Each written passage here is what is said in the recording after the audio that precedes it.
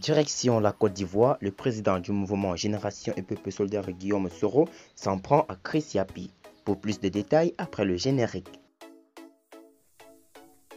Avant de commencer, abonnez-vous à la chaîne et activez la cloche de notification car cela va vous permettre de ne plus manquer les prochaines vidéos. Let's go!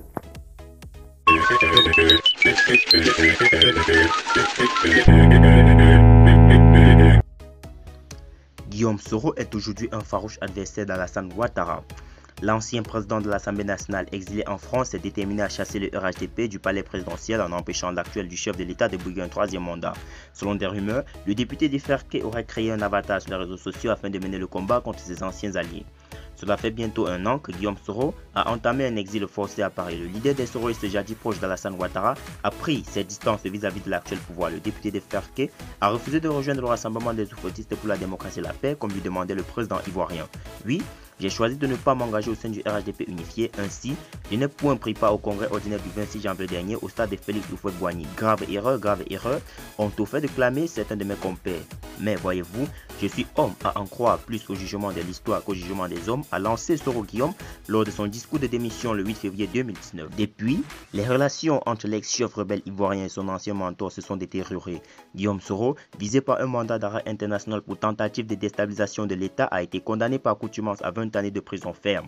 La justice ivoirienne l'accuse de recel de biens publics détournés et blanchissement de capitaux. Malgré tout, le fondateur de Génération et Peuple Solidaire retranché au pays d'Emmanuel Macron a déposé son dossier de candidature auprès de la CEI, mais son dossier a été invalidé par le Conseil constitutionnel. L'ancien secrétaire général de la Fédération estudiantine et scolaire de Côte d'Ivoire soutient que l'élection présidentielle n'aura pas lieu le 31 octobre 2020. Pour des internautes, Guillaume Soro a réussi à infiltrer le pouvoir d'Alassane Ouattara et a même créé un profil Facebook, Chris Yapi, afin de divulguer des secrets du régime du RHDP. Lors d'une interview sur la chaîne de télévision burkinabé BF1 TV, Guillaume Soro a démenti être Chris Yapi. Je suis hilar quand on m'accuse d'être un avatar. Moi, je n'ai pas ma langue dans ma poche. Et vous croyez sérieusement que j'ai le temps, moi, d'aller écrire, de faire Chris Yapi? Je suis surpris qu'il soit autant célèbre, a-t-il dit. Puis, Guillaume Soro de clarifier, je n'ai rien à voir avec Chris Yapi.